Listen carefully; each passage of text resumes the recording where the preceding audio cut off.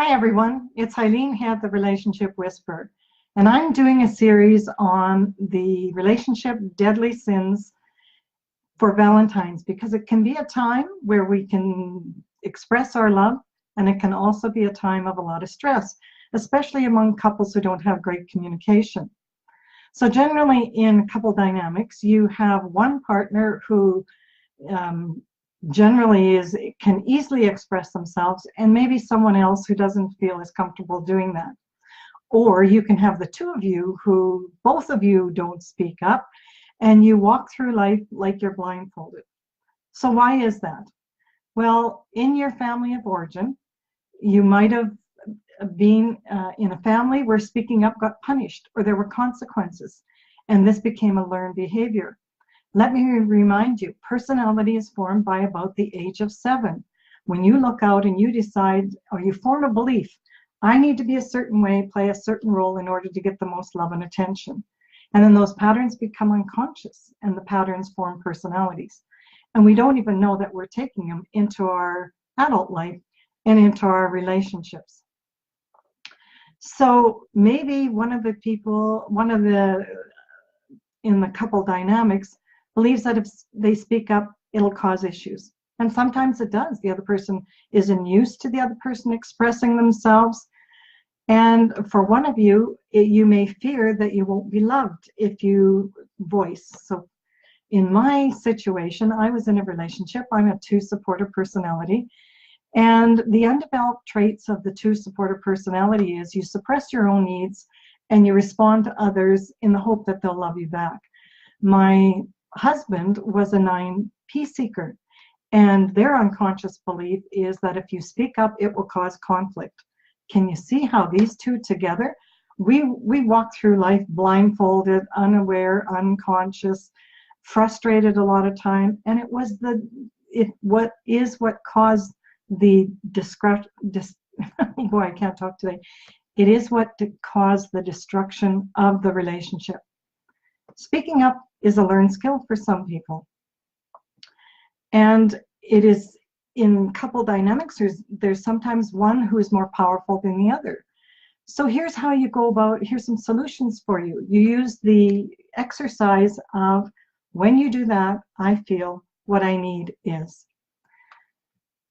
For people who don't speak up, you need to practice. It's like a muscle that needs to be developed. So I suggest writing out a script, having it in your hand, going to your partner and saying, you know, in previous Valentine's days, we've had some misunderstandings. There's been a lot of stress.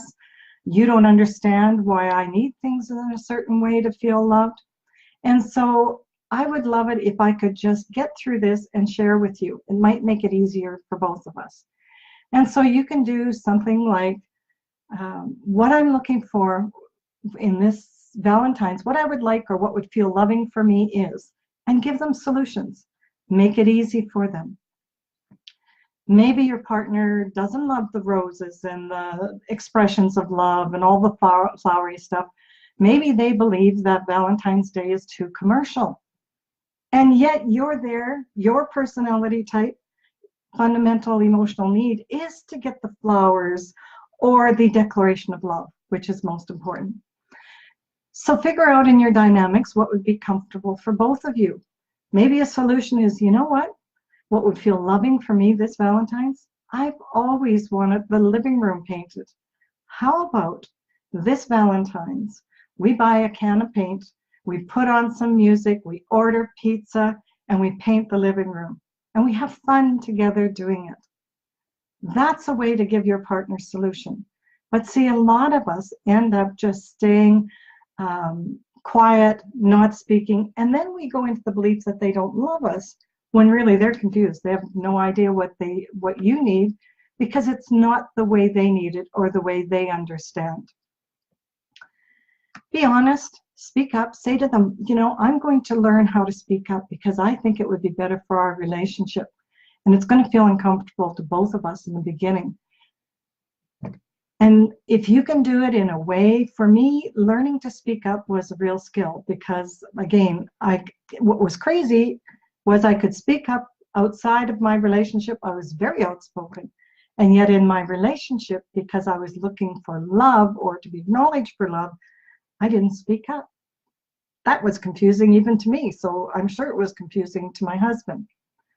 Learning to speak up is a learned skill. Takes time, so use a script in the beginning, but remember the points. Help them to understand why it's important to you, give them a solution, and see if you can make it fun. I hope this was helpful. Tomorrow I'm going to be speaking on the different personalities and how they do speak up and how you can put them together in couple dynamics. So join me tomorrow if you have any questions. Thanks, Linda, for joining. There's a few others. Sorry, I don't have my glasses on. And if you have any relationship questions, send me a private message and I'll see if I can address them on my series for the relationship deadly sins. Thanks for tuning in.